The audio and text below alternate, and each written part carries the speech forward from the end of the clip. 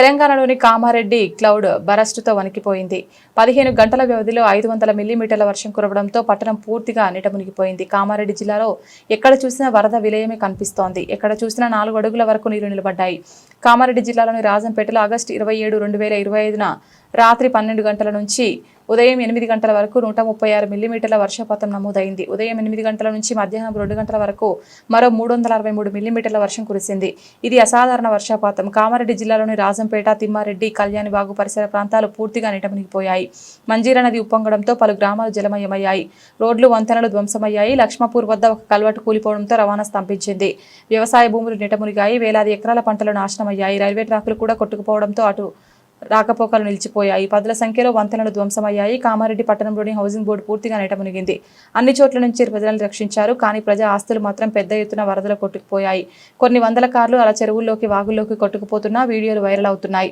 మరో రోజు కూడా ఇలాంటి వర్షాలు కురిసే అవకాశం ఉండడంతో కామారెడ్డి ప్రజలు వణికిపోతున్నారు. ప్రభుత్వ యంత్రాంగం అంతా అప్రమత్తమైంది. పోలీస్ వాళ్ళకి వాళ్ళందరికీ థ్యాంక్స్ చెప్తాను సార్. రాని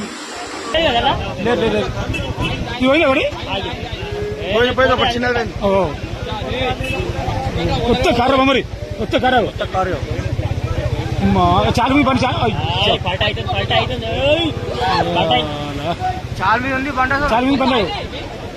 పని పోతున్నా పోదాం వెళ్ళిపోయింది.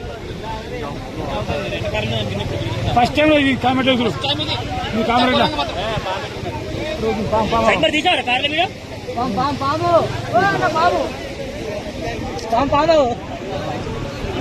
సర్పరాజ్ కాట్రే పోయినాయి 1, 2,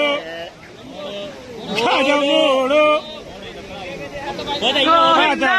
housing board Kamareddy housing board friends 5 కార్లు వాగులో కొట్టుకపోతున్నాయి. హౌసింగ్ బోర్డ్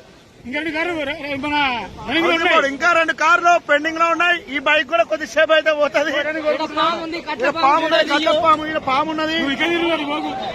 షటర్ మొత్తం అంతా